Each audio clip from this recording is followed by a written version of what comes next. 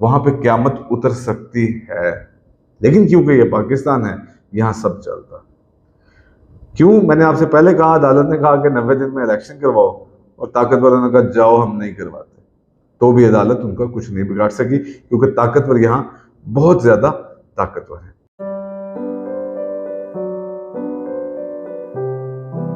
अस्सलाम वालेकुम, मैं हूं यासिर मलिक, एडवोकेट, और आप देख रहे हैं escape from cage.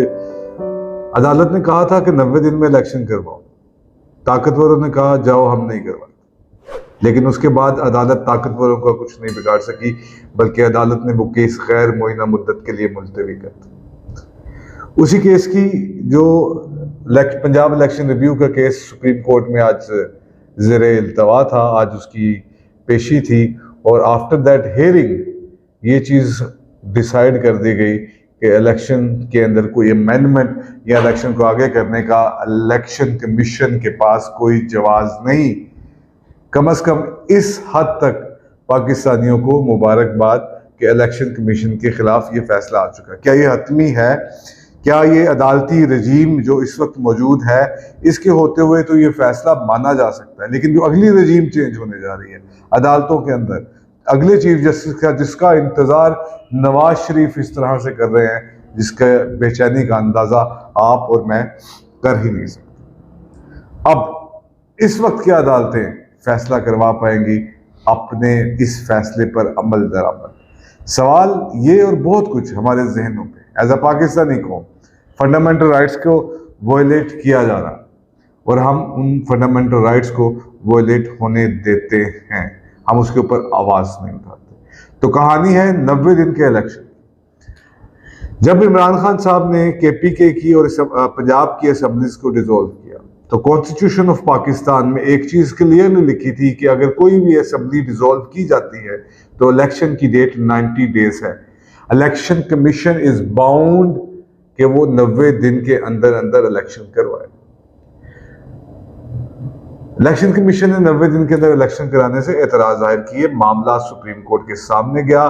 Supreme court ने आओ देखा ना ताओ देखा, ये फैसला दे दिया कि इलेक्शन 90 दिन में करवाए जाए।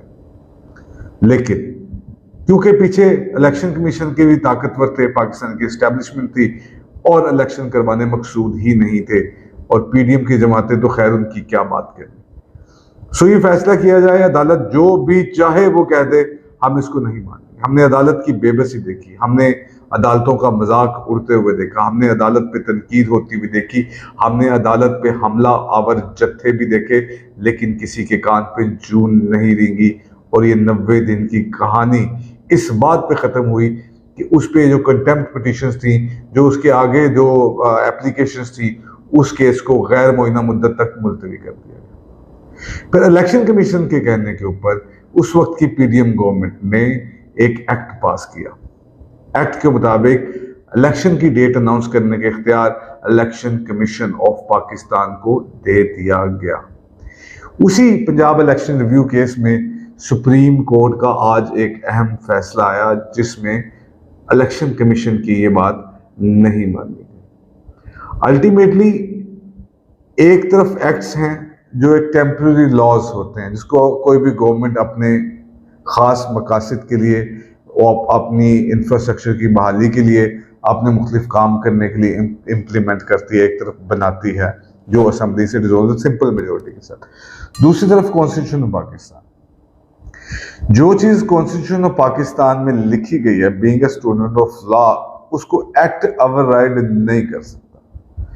अगर कॉन्स्टिट्यूशन ऑफ पाकिस्तान के अंदर किसी चीज को आपने अमेंड करना है, उसके लिए आपको 2/3 मेजोरिटी चाहिए। यानी कि जब तक 2/3 पार्लियामेंट इस आइन के अंदर अमेंडमेंट करके इख्तियारात को किसी और तरफ नहीं दे देती, तब तक वो इख्तियारात उसी शख्स के पास रहेंगे। एक्ट कभी भी जो पास किया जाए वो अकॉर्डिंग टू द कॉन्स्टिट्यूशन होगा, कॉन्स्टिट्यूशन के अगेंस्ट नहीं हो सकता।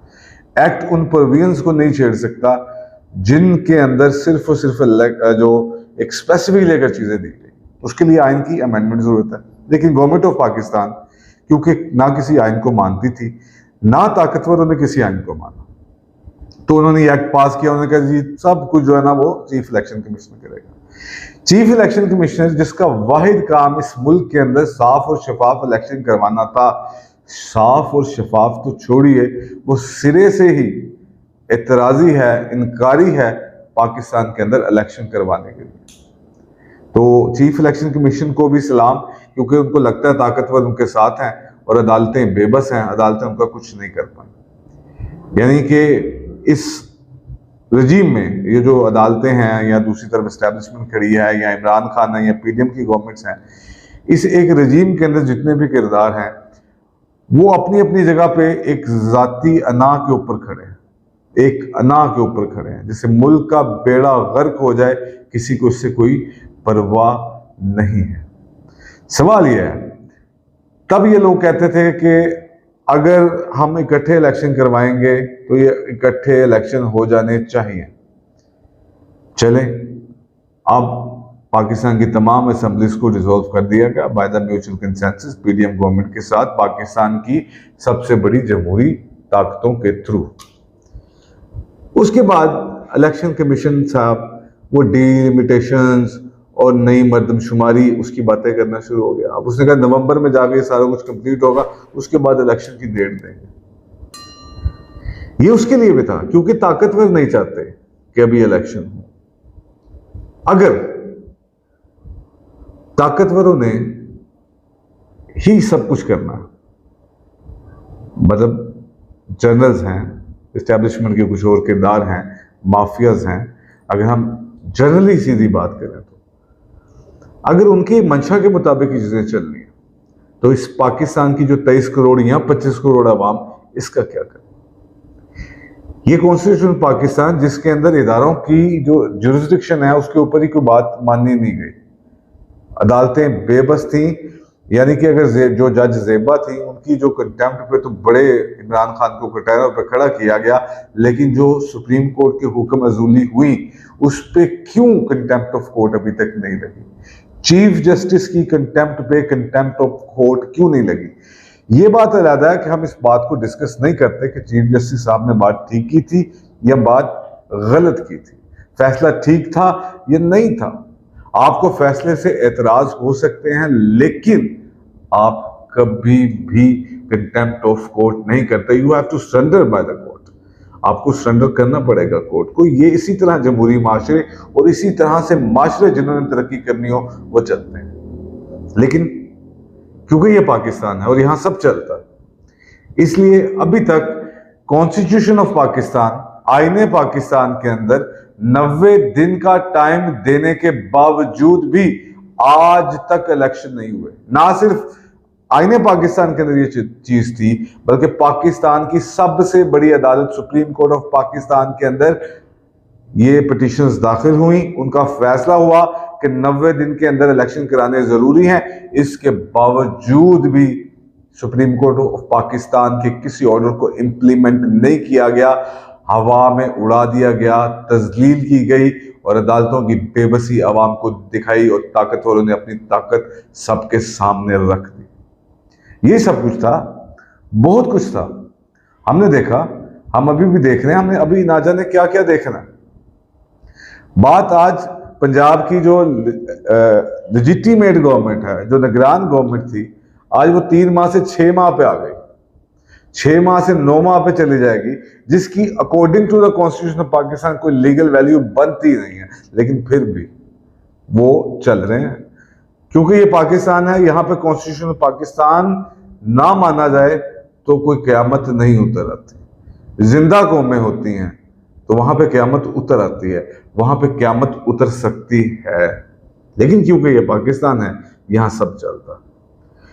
क्यों? मैंने आपसे पहले कहा, अदालत ने कहा कि 90 दिन में इलेक्शन करवाओ और ताकतवरों ने कहा जाओ हम नहीं करवाते, तो भी अदालत उनका कुछ नहीं बिगाड़ सकी क्योंकि ताकतवर यहाँ बहुत ज्यादा ताकतवर है। अब फिर पंजाब इलेक्शन रिव्यू केस में सुप्रीम कोर्ट का एक फैसला आया जिसमें उन्होंने कहा नहीं जी, इलेक्शन कमीशन तो ये काम नहीं कर सकता, 90 दिन के अंदर इलेक्शन करवाने ही पड़ेंगे। अब फिर टेस्ट केस है, असेंबली को डिसॉल्व हुए 20 दिन तकरीबन गुजर चुके हैं, लेकिन अभी तक इलेक्शन की डेट नहीं आई। इलेक्शन कमीशन के सर पे कोई जूं नहीं रेंगी, उसको कोई फर्क नहीं पड़ता, उसको आईने पाकिस्तान से कोई फर्क नहीं पड़ता जिसके तहत वो ओथ उठाता। बाकी इदारे, बाकी ताकतवर, बाकी इस्टेब्लिशमेंट उनके भी कान पे जू नहीं देंगे, क्योंकि उनको भी ये सब अभी सूट नहीं करता। तो अब क्या अदालतें अब भी अपने फैसलों पर इम्प्लीमेंट करवा पाएंगी? अदालतों की जब हमने पुरानी बेबसी देखी, जब हमने ताकतवरों की ताकत देखी, जब हमने अवाम की बेबसी देखी, जब हमने वो सब कुछ देखा जो माफिया चाहता था और वो हुआ, जब हमने मीडिया की बेहिसी देखी, हमने बोलने वाले लोगों को दबते हुए देखा, गायब होते हुए देखा, मरते हुए भी देखा, लेकिन फिर भी 90 दिन के अंदर इलेक्शन नहीं करवाए जा सकते। और अब अगर हमारी ये खाम ख्याली है कि सुप्रीम कोर्ट अपने फैसले पे अमल दरामद करा देगी एट द टाइम जबकि अब अदालतों का रजीम चेंज जो है वो होने को है। जस्टिस काजी फायज ईसा, जिसका इंतजार पीडीएम तो क्या एस्टेब्लिशमेंट हर कोई बड़ी बेताबी के साथ कर रहा है। देखना यह है कि अब काजी फायज ईसा साहब आते साथ क्या आइन और कानून के खिलाफ कुछ फैसले कर सकते हैं या नहीं, या वो कानून और आइन के साथ चलेंगे, ये देखना अभी बाकी है।